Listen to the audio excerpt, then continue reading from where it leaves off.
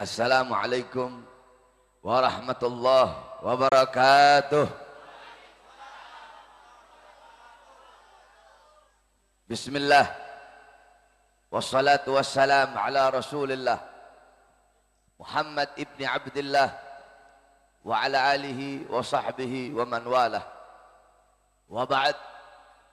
Yang saya cintai, yang saya muliakan, para alim ulama, para habaib, para kiai, para asatid, para tokoh masyarakat, para aparat pemerintah, wabil khusus Al-Habib Hamid Al-Abbas, Al-Ustadz Saidul Karno, beserta seluruh para alim ulama, segenap panitia peringatan Maulid Nabi besar Muhammad, beserta seluruh hadirin hadirat, bapak-bapak, ibu-ibu, khususnya para pemuda-pemudi sekalian, umat baginda Nabi besar Muhammad yang selalu dimuliakan oleh Allah Subhanahu wa taala.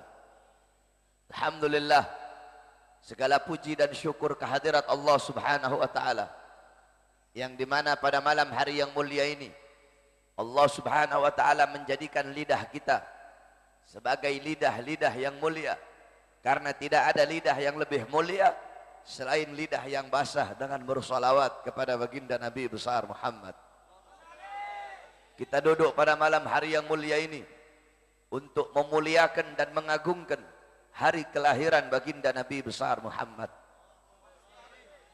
yang dimana telah menjadi adah, telah menjadi kebiasaan di bumi Indonesia, bahwasanya merayakan maulid bukan hanya bulan Rabiul Awal saja.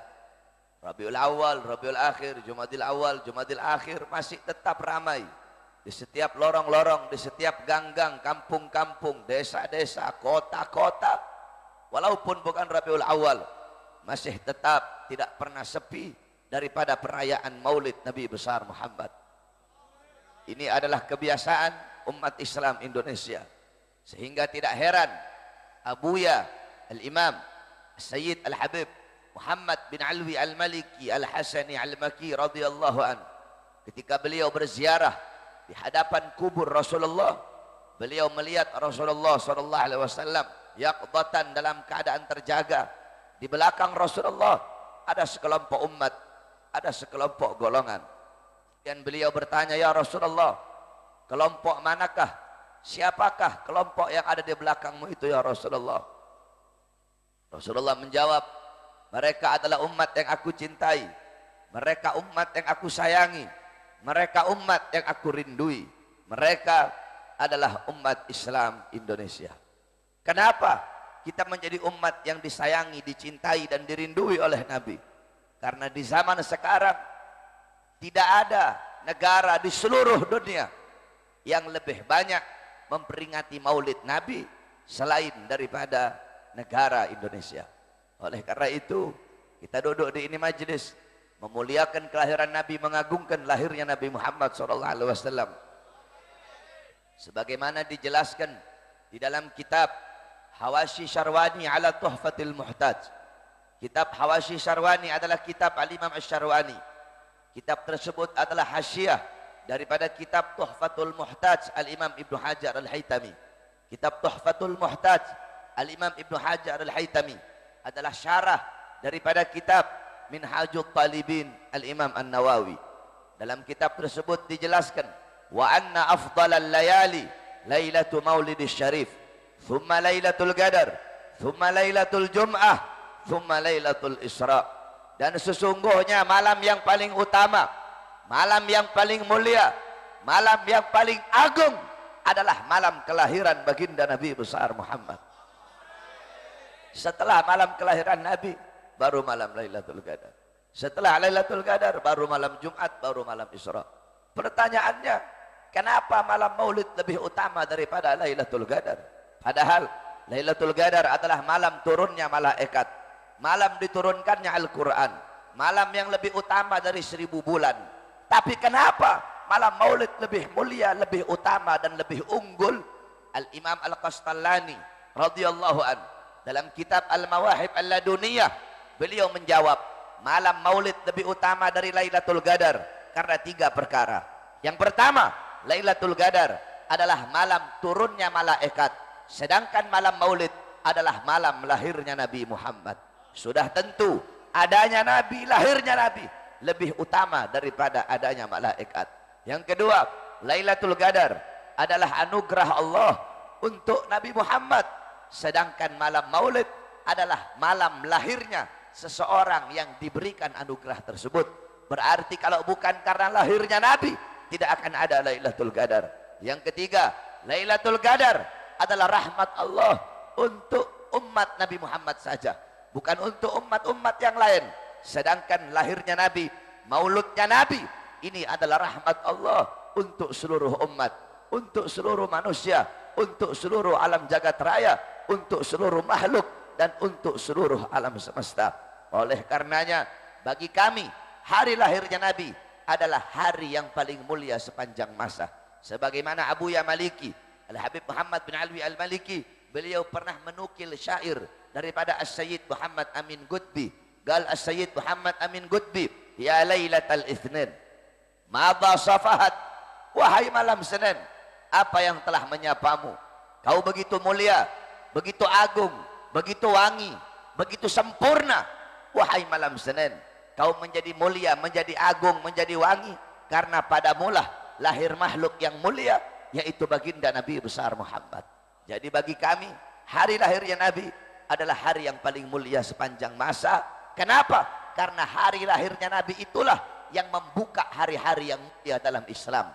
Kalau bukan karena hari lahirnya Nabi, tidak akan ada Idul Fitri, tidak akan ada Idul Adha, tidak akan ada Lailatul Qadar, tidak akan ada kemenangan perang Badar, tidak akan ada Fathul Makkah, tidak akan ada hijrah, tidak akan ada Ramadan, tidak akan ada Muharram, tidak akan ada Asyura dalam Muharram, tidak akan ada Isra Mi'raj, tidak akan ada Islam, tidak akan ada iman, tidak akan ada Al-Quran, kalau bukan itu semua diawali daripada hari lahirnya Nabi.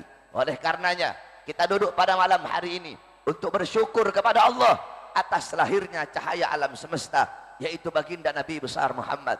Sebagaimana Al-Imam Busiri radhiyallahu an dalam qasidah Muhammadiyahnya, beliau berkata, Muhammadun syukruhu fardun alal umami. Muhammad, bersyukur dengan adanya beliau, bersyukur dengan lahirnya beliau, wajib bagi setiap umat untuk bersyukur dengan adanya baginda Nabi besar Muhammad. Saudara-saudara, jangankan kita bersyukur dengan adanya Nabi, kita disunnahkan berpuasa pada hari Asyura. Kenapa disunnahkan berpuasa pada hari Asyura atau tanggal 10 Muharram? Nabi pernah bertanya kepada orang-orang Yahudi, kenapa kalian berpuasa pada hari Asyura, yakni 10 Muharram? Orang Yahudi menjawab, karena kami bersyukur kepada Allah atas selamatnya Musa dari kejaran Fir'aun. Apa kata Nabi? Nahnu ahaqqu bi Musa minkum. Kami lebih berhak atas Musa dari kalian. Nabi pun memerintahkan para sahabat untuk berpuasa. Kita berpuasa pada tanggal 10 Muharram untuk bersyukur kepada Allah atas selamatnya Nabi Musa dari kejaran Fir'aun. Saudara-saudara, bersyukur kepada Allah atas selamatnya Nabi Musa dari kejaran Fir'aun menjadi ibadah sunnah. Maka bagaimana kalian bersyukur kepada Allah atas selamatnya seluruh alam jagat raya ini berkat adanya baginda Nabi besar Muhammad? Bukankah dalam Burda dijelaskan, laulahu lam tukhrajid dunya minal adami? Kalau bukan karena Rasulullah, kalau bukan karena Nabi, dunia tidak akan pernah dikeluarkan dari ketiadaannya. Yakni dunia ini ada, dunia ini terselamatkan berkat Rasulullah. Maka bagaimana kita bersyukur kepada Allah? Kalau dengan selamatnya Nabi Musa saja kita harus bersyukur sehingga menjadi ibadah sunnah, yaitu berpuasa pada tanggal 10 Muharram, maka bagaimana dengan terselamatkan seluruh alam jagat raya? Bahkan para nabi dan para rasul, beliau selamat berkat Nabi Muhammad. Nabi Allah Adam alaihissalam, ketika beliau berbuat salah, Allah keluarkan dari sorga, Allah turunkan di India, di bawah kaki gunung Himalaya. Selama 450 tahun belum Allah terima taubatnya. Ketika berada di kota Mekah membawa nama Rasulullah, baru Allah terima taubatnya. Nabi Adam terselamatkan berkat Nabi Muhammad. Nabi Allah Nuh, Allah selamatkan dari banjir. Kenapa? Karena dalam tulang sulbinya membawa nur baginda Nabi besar Muhammad. Nabi Allah Ibrahim alaihissalam, Allah selamatkan dari api Namrud. Kenapa? Karena dalam tulang sulbinya membawa nur baginda Nabi besar Muhammad. Nabi Allah Ismail, Allah selamatkan ketika akan disembelih oleh ayahnya. Allah ganti beliau dengan seekor domba yang berasal dari sorga. Kenapa Allah selamatkan Nabi Allah Ismail? Karena dalam tulang sulbinya membawa nur baginda Nabi besar Muhammad. Para nabi, para rasul terselamatkan berkat baginda Nabi besar Muhammad. Kalau kita bersyukur kepada Allah atas selamatnya Nabi Musa dari kejaran Fir'aun sehingga menjadi ibadah sunnah, maka bersyukur dengan adanya Rasulullah karena terselamatkan seluruh alam jagat raya. Ini adalah perkara yang diwajibkan di dalam agama. Oleh karena itu, hadirin sekalian yang dimuliakan oleh Allah, kalian duduk di majelis untuk bergembira, untuk berbahagia dengan lahirnya Rasulullah. Jangankan kita, dalam riwayat Sayyidina Abbas bin Abdul Muttalib, beliau bermimpi berjumpa dengan Abu Lahab. Abu Lahab sedang diazab, Abu Lahab sedang disiksa oleh Allah di dalam neraka. Tetapi setiap hari Senin Allah ringankan azab dan siksanya Abu Lahab. Dari salah-salah jarinya keluar air sehingga dia bisa minum dari air tersebut. Kemudian Sayyidina Abbas nanya, wahai Abu Lahab, kenapa setiap hari Senin Allah ringankan azab dan siksamu? Apa jawab Abu Lahab? Karena aku pernah bergembira sesaat dengan lahirnya Muhammad.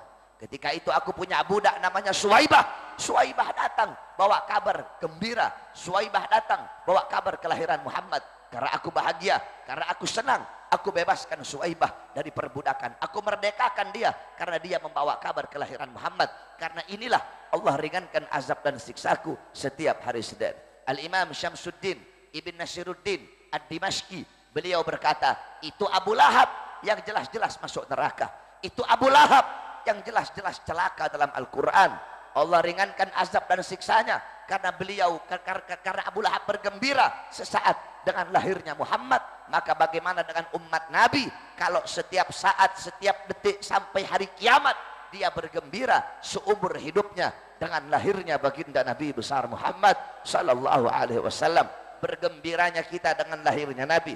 Yang suruh kita gembira bukan ustadz, bukan kiai, bukan habib, bukan para ulama, bukan para nabi, bukan para malaikat, tetapi yang suruh kita bergembira dengan lahirnya Nabi adalah Allah Subhanahu wa taala. Dalam Al-Qur'an sering kita dengar ayat, "Qul bi fadlillah wa bi rahmati fabidzalika falyafrahu." Katakanlah dengan karunia Allah dan dengan rahmat Allah, maka dengan karunia dan rahmat tersebut hendaklah mereka bergembira. Apa karunia Allah? Apa rahmat Allah?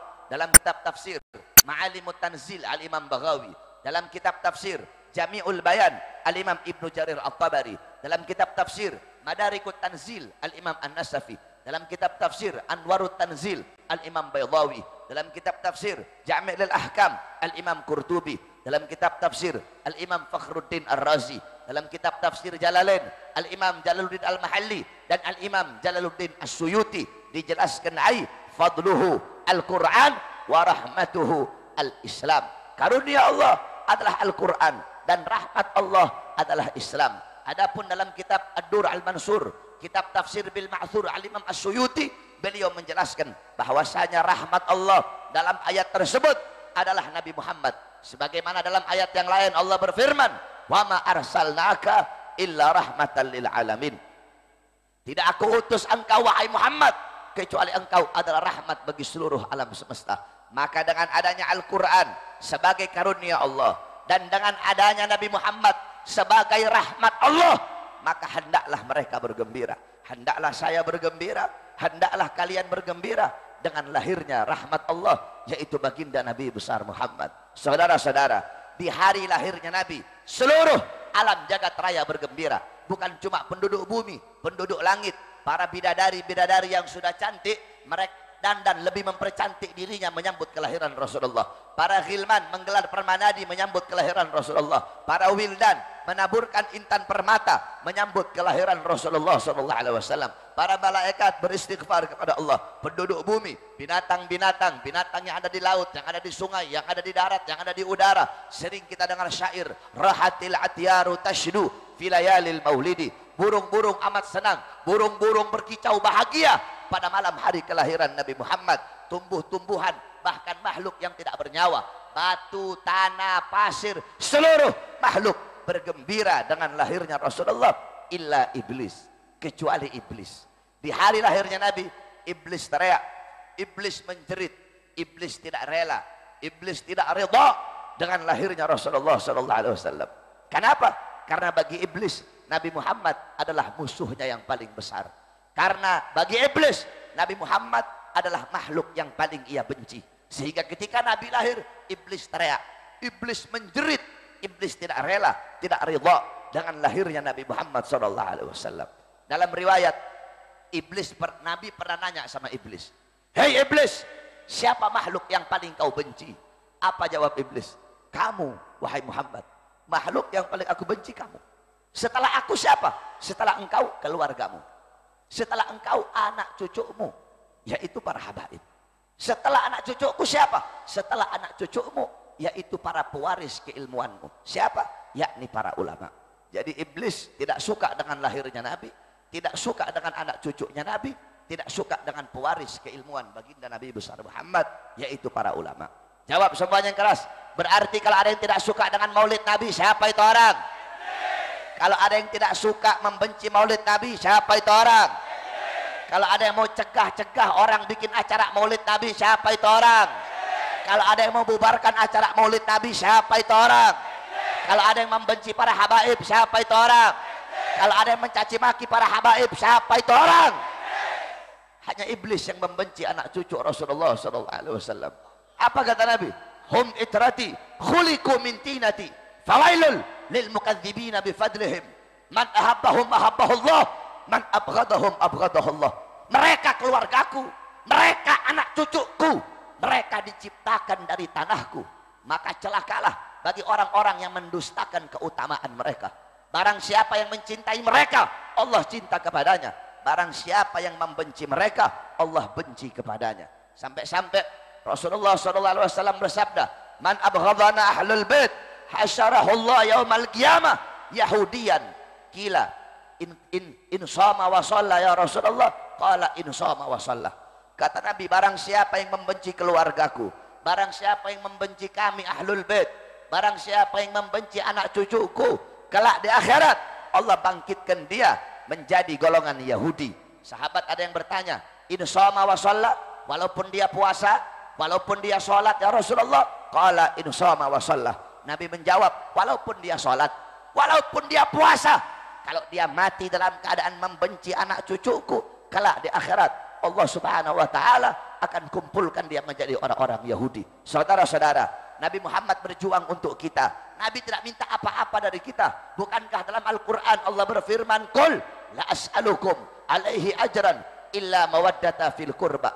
Wahai Muhammad, sampaikan kepada umatmu, sampaikan, bilang sama umatmu, ngomong sama umat, wahai umat, aku tidak meminta bayaran, aku tidak meminta upah, aku tidak minta balasan apa-apa. Nabi berjuang untuk kalian, berkorban nyawa untuk kalian, mengorbankan jiwanya, nyawanya, darahnya, jasadnya, hartanya. Beliau berdakwah pagi, siang, sore, malam, kehujanan, kepanasan, kedinginan kalian, kelaparan 3 hari 3 malam tidak makan.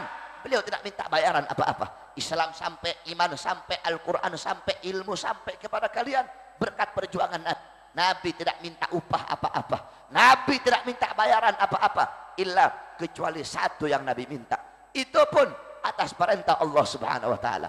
Apa itu? Mawaddata fil qurba. Yakni kecintaan kalian kepada Al-Qurba. Siapa Al-Qurba?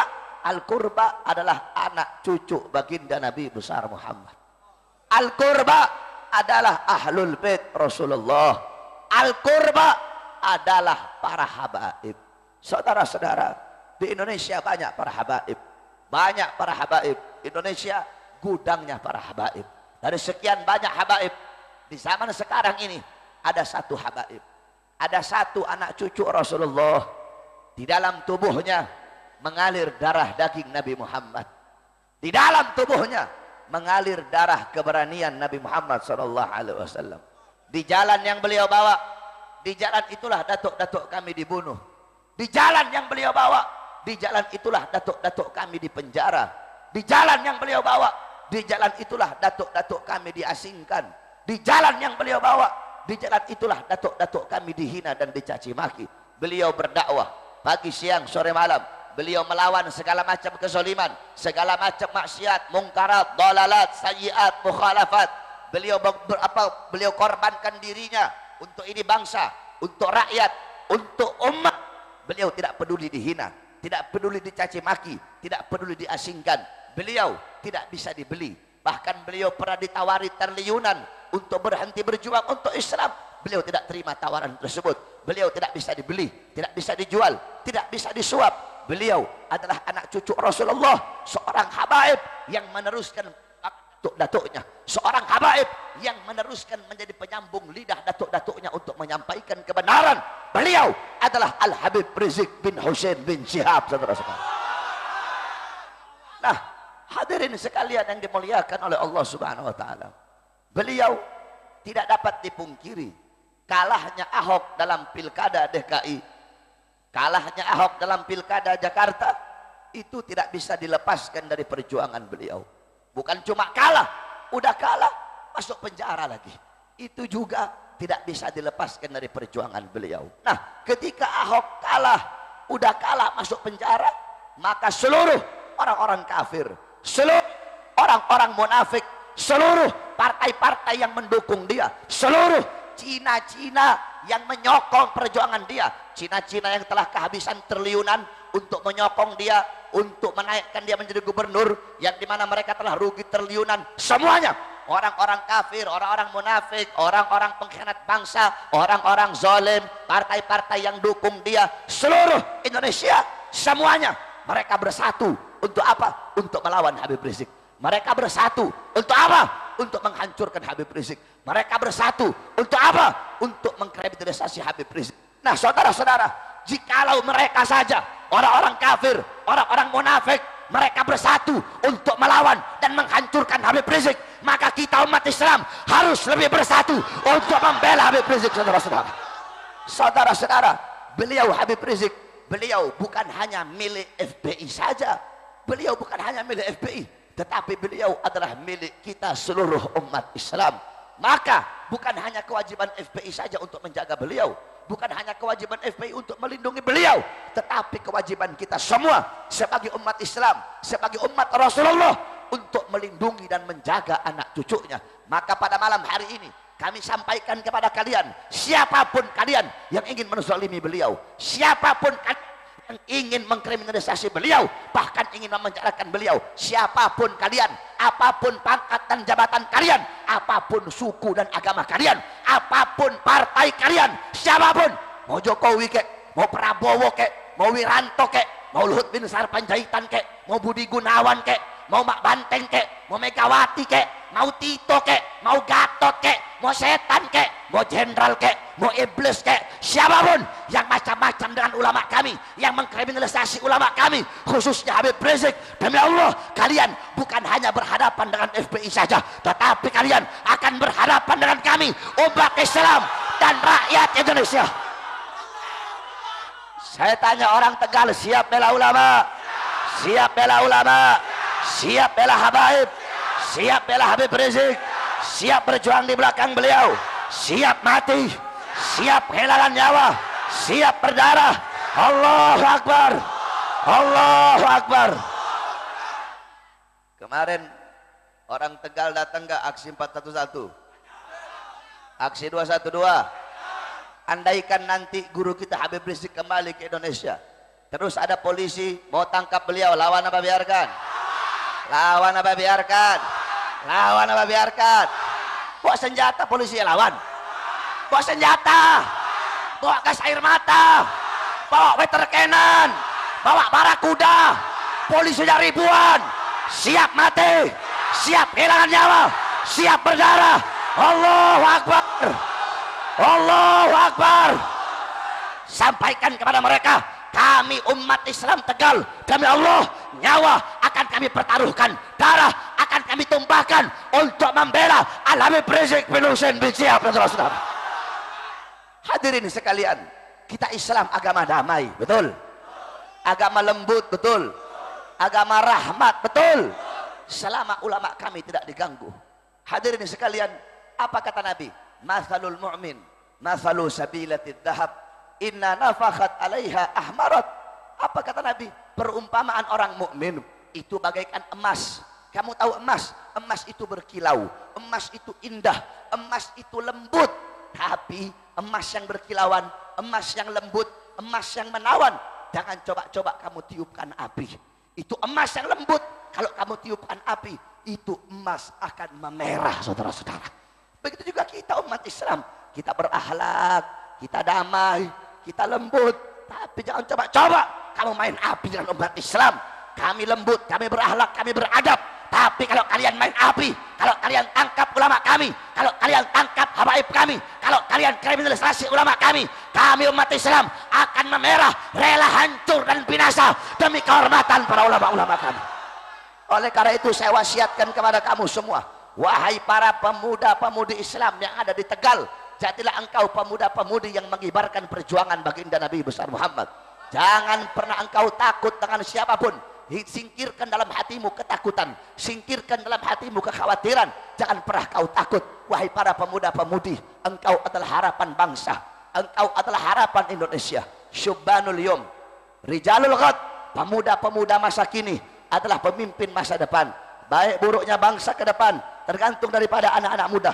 Jikalau anak-anak mudanya baik, maka ke depan bangsa akan menjadi bangsa yang baik. Tetapi jikalau anak-anak mudanya rusak, anak-anak muda tidak takut kepada Allah Subhanahu wa taala, maka besok bangsa kita akan rusak, besok bangsa kita akan hancur. Saudara-saudara, nasib bangsa berada di tangan kalian, wahai para pemuda-pemudi Islam. Kalau anak-anak muda baik, anak-anak muda taat, anak patuh kepada Allah, besok bangsa kita akan baik, negara akan baik, Indonesia kita akan baik. Tapi kalau anak-anak mudanya rusak, anak-anak muda bejat, anak-anak muda narkoba, anak-anak muda mabok-mabokan, anak-anak muda jauh dari Allah, jauh dari Rasulullah, jauh dari Al-Quran, besok bangsa kita rusak, Indonesia kita akan rusak. Kenapa? Kita satu-satunya harapan rata para perangkat-perangkat negara Indonesia bisa dibeli. Bagi orang-orang yang ingin menghancurkan Indonesia, bagi orang-orang yang ingin merusak Indonesia, rata-rata para pejabat bisa mereka beli. Presiden bisa dibeli, betul. Menteri bisa dibeli, betul. Polisi bisa dibeli, betul. Partai politik dibeli, betul. Partai Islam aja bisa dibeli, betul. Ormas ada yang bisa dibeli, betul. Bahkan ada ormas Islam ada yang bisa dibeli, betul. Ustadz Kiai ada yang bisa dibeli, betul. Habib ada yang bisa dibeli, betul. Tetapi mereka lupa bahwasanya di Indonesia masih tegak berdiri kami para pemuda-pemudi Islam, kami para santri-santri Indonesia, yang dimana demi Allah sekali-kali tidak akan pernah kami menjadi pengkhianat bangsa. Kami tidak akan pernah bisa disuap, tidak akan pernah bisa dibeli sampai datangnya hari kiamat. Yang hak akan kami sampaikan hak, yang batil akan sampaikan batil. Demi Allah, kami para pemuda-pemudi Islam, kami para santri-santri, kami para anak-anak bangsa, nyawa akan kami pertaruhkan. Kami rela hancur, kami rela mati demi bangsa Indonesia. Wahai kalian para pejabat-pejabat yang zalim, kami para santri-santri, kami para pemuda-pemudi Islam, kami para anak-anak bangsa, jikalau kalian maju satu langkah untuk menangkap, untuk melawan para ulama-ulama kami, demi Allah kami maju 1000 langkah untuk melawan kalian.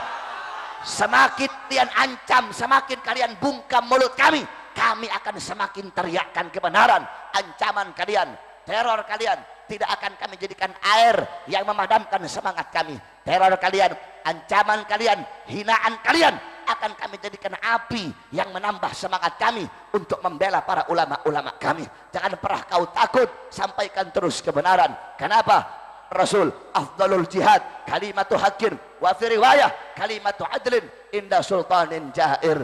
Jihad yang paling utama, jihad yang paling bagus, jihad yang paling baik adalah menyampaikan kebenaran terhadap pemerintah-pemerintah yang zalim, menyampaikan kalimat yang adil, menyampaikan kalimat yang benar kepada para pejabat-pejabat yang zalim. Jangan pernah kau takut, walaupun mereka punya segala-galanya, mereka punya harta, mereka punya pangkat, punya jabatan, punya tahta, punya kekuasaan, punya senjata, punya partai.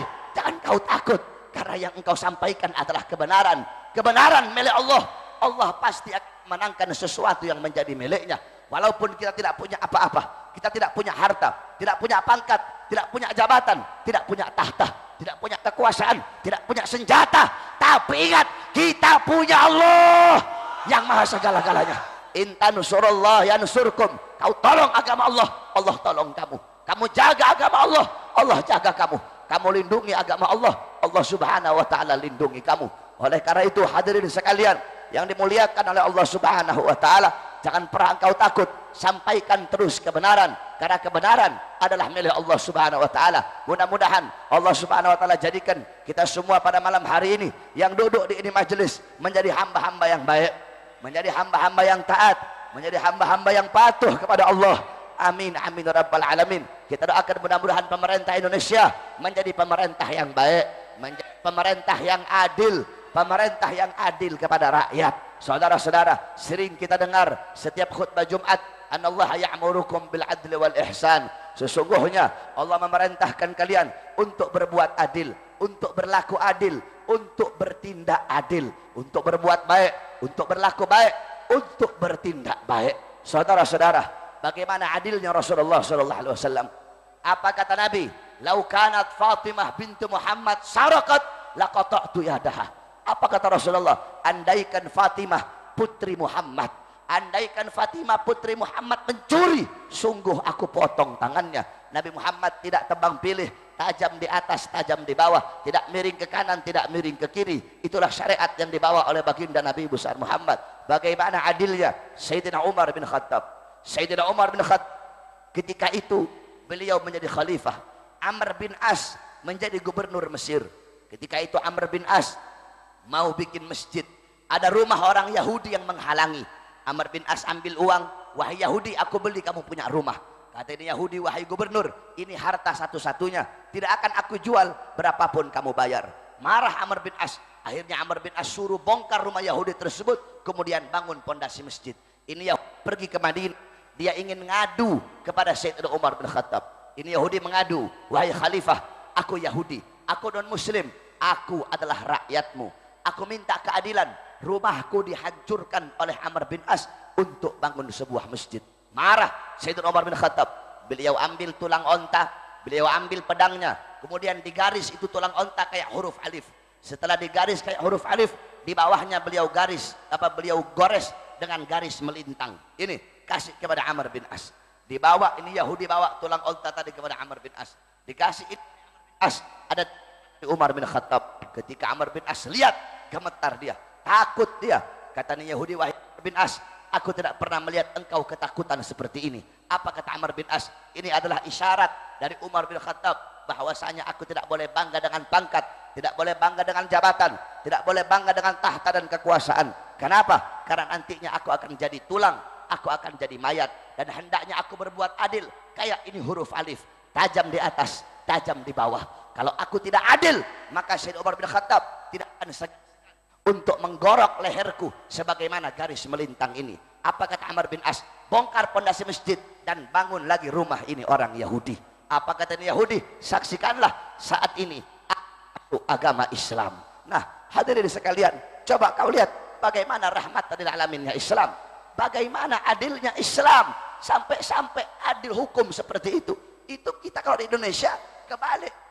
Hukum yang diajarkan oleh Rasulullah, hukum yang diajarkan oleh para sahabat, tidak boleh hukum itu tajam Islam kemudian tumpul kepada non-Islam. Sebaliknya, tidak boleh hukum kepada non-Islam tumpul kepada yang Islam. Kalau di Indonesia kebalik, saudara-saudara, hukum tajam kepada umat Islam, tumpul kepada yang di luar Islam. Jadi Islam aja terus yang salah, yang radikal Islam, yang teroris Islam, ustadz, kiai, habib yang menegur pejabat, yang mengkritik pemerintah, satu persatu ditangkap. Saudara-saudara, hei kalian para polisi, kalian para pejabat, harusnya kalian adil. Kalau ustadz, kiai kalian tangkap gara-gara mengkritik para pejabat, gara-gara mengkritik pemerintah, kenapa? Berapa banyak di luar sana para orang-orang di luar Islam yang menghina Islam, yang menghina ulama, menghina habaib, menghina kiai. Kenapa tidak kalian tangkap? Bahkan kesannya dilindungi, saudara-saudara. Al-Habib Rizik bin Husain bin Syihab, Habib Rizik hijrah ke Makkah, Mabes Polri keluarkan surat buronan, dikeluarkan surat buronan, seakan-akan Habib ini mafia besar, seakan-akan Habib koruptor, seakan-akan Habib bandar narkoba, seakan-akan Habib penjahat besar. Habib Rizik hijrah ke Makkah, kalian keluarkan surat buronan. Kemarin ada orang Cina curi uang negara puluhan triliun, tidak dikeluarkan surat buronan, tidak kalian kejar, tidak kalian tangkap. Kenapa kalian biarkan? Harusnya hukum itu adil, betul? Selalu Islam yang disudutkan. Kamu tahu di Papua sana ada OPM, Organisasi Papua Merdeka. Pemberontak, mereka mau keluar dari NKRI. Berapa banyak tentara yang mereka bunuh, berapa banyak polisi yang mereka bunuh, pengkhianat bangsa. Mereka bakar bendera merah putih, kurang ajar, biadab. Tetapi tidak ada satupun dari mereka yang dituduh teroris oleh polisi. Bahkan polisi tidak sebut mereka teroris. Disebutnya apa? KKB, kelompok kriminal bersenjata. Kenapa tidak disebut teroris? Satu jawabannya, karena mereka bukan muslim, saudara-saudara. Andaikan mereka itu muslim, langsung dituduh teroris. Andaikan mereka bawa bendera la ilaha illallah, langsung dituduh teroris. Andaikan mereka mengeluarkan kalimat Allahu Akbar, langsung dituduh teroris. Oleh karenanya sekarang kalau ada yang bilang kita teroris, kalau dengan kami bela agama Allah, kalau dengan kami menyampaikan kebenaran, kami dituduh teroris. Hei penduduk langit, hei penduduk bumi, saksikanlah kami adalah teroris. Jikalau membela agama Allah, jikalau menyampaikan kebenaran, jikalau melawan kezaliman, kami dibilang radikal, saksikanlah kami adalah kaum radikal. Hukum itu harus adil, betul? Jangan kalian permainkan hukum. Gak boleh tajam di atas tumpul di bawah, tajam di bawah tumpul di atas. Gak boleh miring kanan, gak boleh miring kiri. Oleh karena itu takut kamu, hei Jokowi, insaf kamu, bertobat kamu kepada Allah Subhanahu wa taala. Yang engkau sakiti adalah para habaib. Tidak ada perkara-perkara yang lebih menyakitkan bagi Rasulullah selain melihat Sayyidatuna Fatimah tersakiti. Tidak ada perkara yang lebih menyakitkan bagi Sayyidatuna Fatimah selain melihat anak cucunya tersakiti. Jokowi, bertobat kamu kepada Allah. Insaf kamu, adil kepada rakyat. Sejahterakan kau punya rakyat. Coba kau lihat bagaimana Sayyidina Umar bin Abdul Aziz ketika beliau menjadi khalifah, beliau panggil gubernur-gubernur. Gubernur semua dipanggil. Beliau sambil dinyalakan sebuah lilin berbicara masalah rakyat.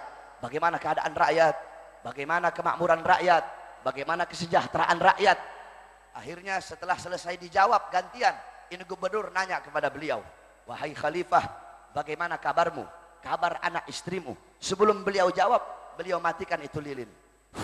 Habis beliau matikan, baru beliau jawab, alhamdulillah saya baik, anak saya baik, istri saya baik. Jadi gubernur bingung. Ketika berbicara masalah rakyat, kamu biarkan lilin itu menyala. Tapi ketika berbicara masalah pribadi, kenapa kamu matikan itu lilin? Apa jawab beliau? Ini lilin bukan punya saya. Ini lilin adalah lilin milik rakyat.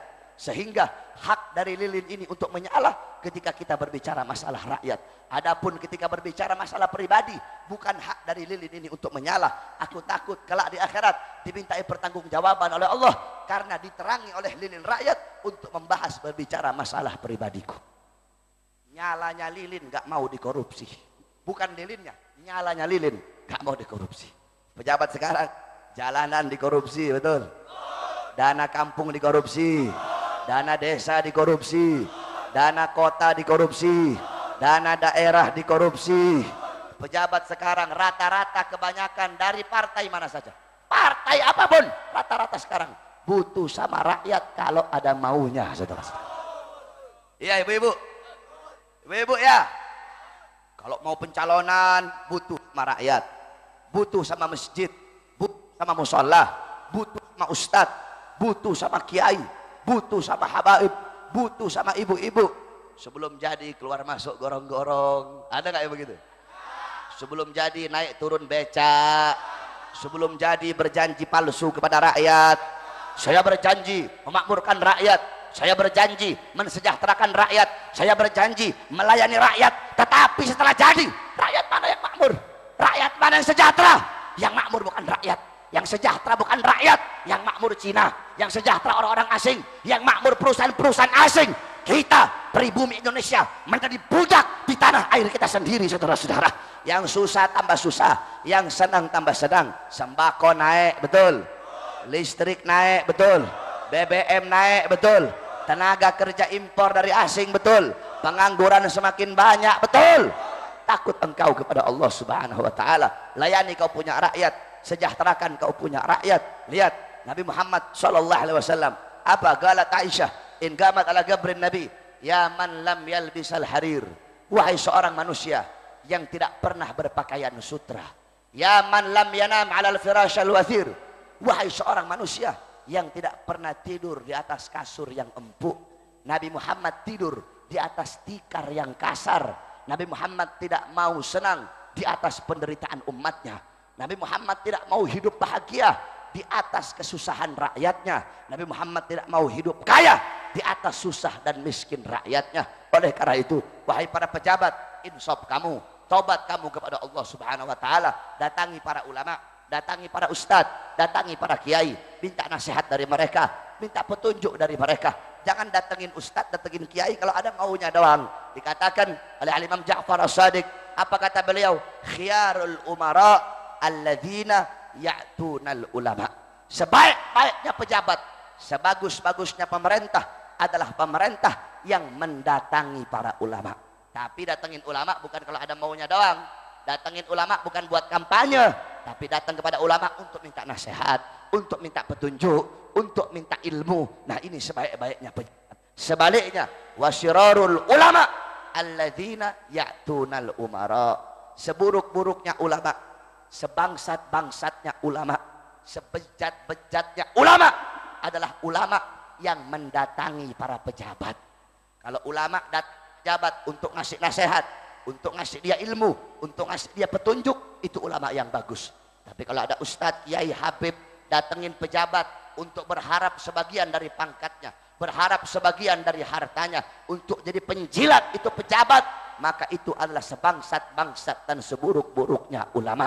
Oleh karena itu kita doakan mudah-mudahan pejabat kita jadi pejabat yang baik, ulama kita menjadi ulama yang baik. Amin, amin ya rabbal alamin. Yang terakhir, biasanya ini besok panitia datengin polisi nanti. Makanya saya harapkan, saya minta kepada polisi, kalau mau teror, kalau mau ancam, jangan ancam dan teror panitia. Kalau mau ancam, kalau mau teror, ancam dan teror saya, Bahar bin Ali bin Smith. Jangan ancam panitia. Sebab biasanya kalau sebelum saya ceramah itu bikin surat perjanjian dulu. Polisi bawa surat, nggak boleh head speech, boleh ujaran kebencian, nggak boleh intoleran, nggak boleh bahas politik. Kalau polisi mau ngatur-ngatur saya ceramah, jangan saya yang ceramah, suruh polisi saja naik ceramah di atas panggung.